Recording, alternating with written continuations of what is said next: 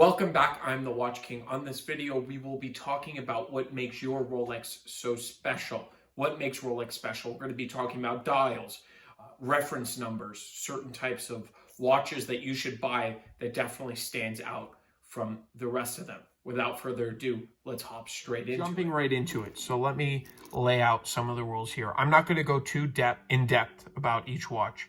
I've done reviews on every single one of these watches on this table, right? So if you want to go back in my videos, you can definitely see in my previous videos on YouTube. So definitely check those out. But this is what makes you stand out from the crowd. So starting with our cheapest option on the table out of these watches, right? So I really pulled out all the stops here, but this is not cheap by any means, but in Rolex standards, it's pretty affordable. We have a Datejust, right? No white gold bezel. We have an engine turn bezel, and everything on the surface, it looks like from far away, looks like a regular, Datejust. Get a little bit closer. It's the Ivory Jubilee dial. A lot of people call it computer. It is Jubilee as far as I know. And you can see how Rolex is written all over, right? So that's pretty cool that Rolex did that, right? In these watches, they don't do it anymore. You don't see it as much, I should say, in the Datejust line. So it's very cool and adds a lot to the watch. It's subtle, adds a lot. But let's go to something not so subtle, right? It is subtle, but not at the same time. So this looks like your average oyster date. Nothing special. They made millions of them. They were produced for a very long time. But this one's pretty special because this is the original oyster date, right? This is not your average one that you find in any vintage store. This one has the original red date window, right? Coming up close. Original hands, blue second hand, pyramid dial, no lume. So I believe it is a Japanese model. They had some very strict regulations against radium. Most of these do have radium, by the way. 1952 production. The serial numbers match that. And it was only made in 1952. There are some confusion about this reference and a lot of misinformation. It only came white and black dial, and then this particular one's pyramid.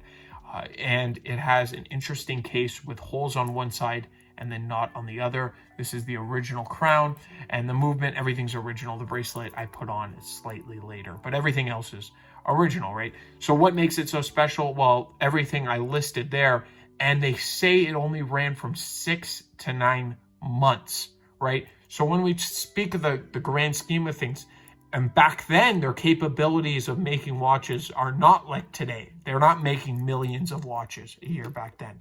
Making, I don't know, around 100,000, I could guess. So how many of them are this model, right? That's another story. So that is what makes this watch very, very special. And you're paying a premium for that, but I think everybody has an oyster, or everybody can get an oyster date for very affordable prices, but nobody has that, right? Nobody does. So coming to our next piece, this is something modern. I'm not going to spend too much time here.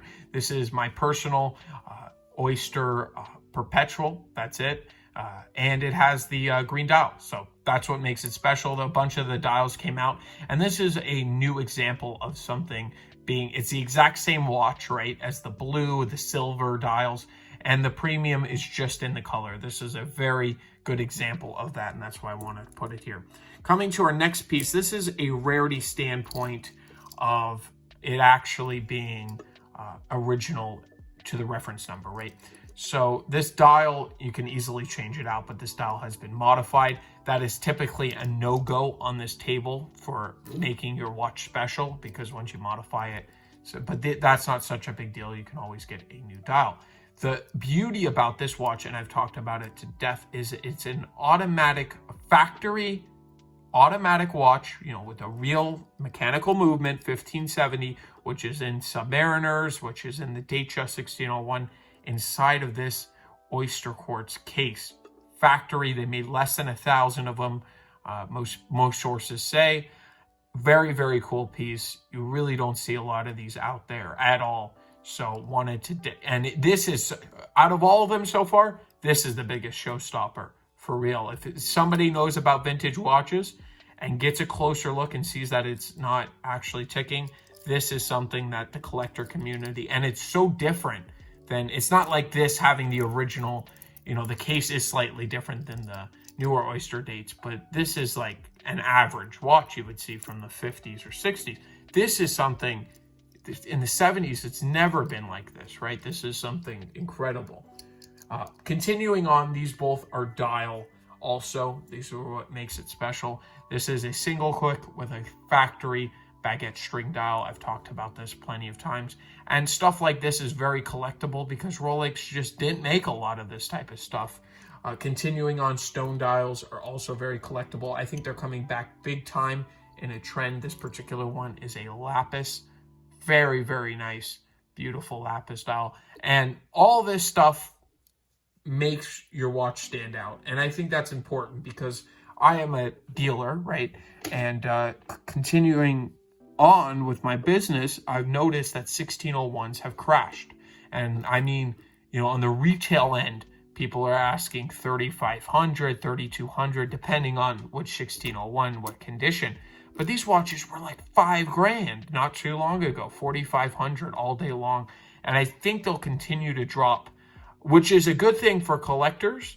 But at the same time, it's a bad thing if you were buying a 1601 when it was 4,500 to $5,000, right? So it depends if box and papers, all that, I get it. But I'm just saying on a certain level, with all of these, the price drops and rises. I mean, it rises up, but it doesn't really drop like lapis dial. Where are you going to get it? You know what I mean?